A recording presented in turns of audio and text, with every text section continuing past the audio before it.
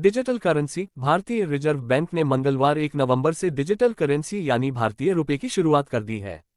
अपने पहले पायलट परीक्षण कार्यक्रम के जरिए डिजिटल रुपये का इस्तेमाल अब व्यापक रूप से किया जा सकेगा।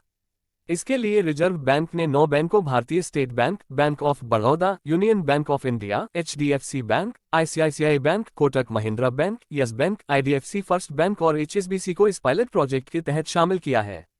डिजिटल रुपये के जरिए अब लोगों की कैश पर निर्भरता कम होगी और यह एक तरह से थोकखंड होलसेल ट्रांजैक्शन के लिए अच्छा विकल्प भी साबित होगा। अभी तक ट्रांजैक्शन करेंसी, रुपये या चेक के माध्यम से या किसी बैंकिंग सिस्टम के माध्यम से किया जाता है, लेकिन डिजिटल नोट में कोई हार्ड करेंसी की जरूरत नहीं होगी। वॉलेट टू वॉलेट आप ट्रांजैक्शन कर पाएंगे। क्रिप्टो करेंसी से कैसे अलग होगी डिजिटल करेंसी? ये रुपी टू रुपी ट्रांजैक्शन पर आधारित है। क्राइपो में मार्केट का उछाल गिरावट भी मायने रखते हैं। ये RBI यानी केंद्र सरकार द्वारा शुरू किया गया है और उनके द्वारा ही रेगुलेटेड है। वहीं क्रिप्टो प्राइवेट एंटरप्राइज है, जिसके चलते उसमें जोखिम बहुत होता है। यहाँ RBI में 9 बैंक शामिल हैं, जिसके जरिए जानकारी मिलेगी कि कहाँ हमें इसका लाभ मिल रहा है। अभी आपको कैश जमा करना पड़ता है, संभाल कर रखना पड़ता है, बैंकों में जमा करना होता है, करेंसी डैमेज भी होती है। डिजिटल करेंसी आ जाने से अब ऐसा नहीं होगा। गूगल पे, पेटीएम, UPI जैसे ई-वॉलेट से कैसे अलग है? ई-वॉलेट में लिमिट होती है, लेकिन इसमें डिजिटल करेंसी से बड़ा अमाउंट भी आप ट्रांसफर कर पाएंगे। लेकिन इसमें सिक्योरिटी का भी बड़ा कंसर्न होगा, जिससे इसका मिसयूज ना हो। जैसे गलत नंबर पर पैसे ट्रांसफर करने की सूरत में क्या किया जाएगा, इसका ब्यौरा भी RBI द्वारा साफ किया जाएगा। क्या ये आम लोगों के लिए नहीं है? आम लोग RBI के पहले से इजाजत दिए गए ई-वॉलेट का इस्तेमाल कर रहे हैं, लेकिन होलसेल में ई-वॉलेट से काम नहीं हो पा रहा है, जिसके लिए इस प्रोजेक्ट को लाया गया है। जैसे शादी की शॉपिंग में होने वाले मोटे खर्च, मंडी में होने वाला खर्च इत्यादि, अब ये सब आसान हो जाएगा।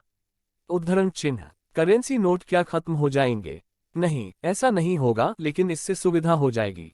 अभी आपके नोट फट जाए या चोरी हो जाए तो दिक्कत होगी, लेकिन डिजिटल करेंसी में ये सब परेशानी नहीं होगी।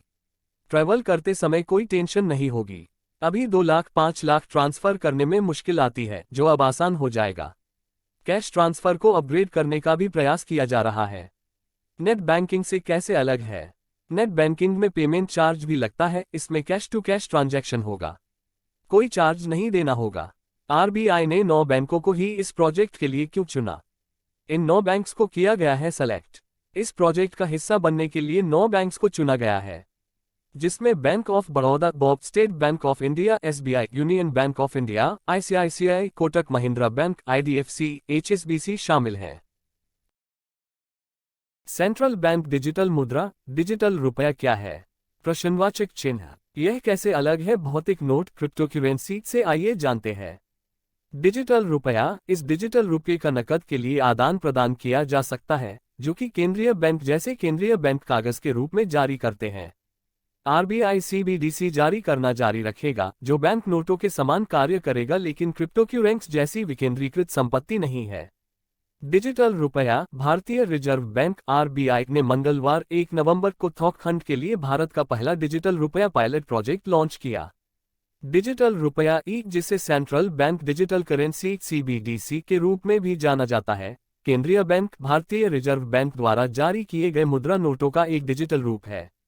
यह काफी अलग नहीं है, लेकिन डिजिटल होने के कारण यह आसान, तेज और सस्ता होने की संभावना है। वीडियो देखने के लिए धन्यवाद। Please like and subscribe.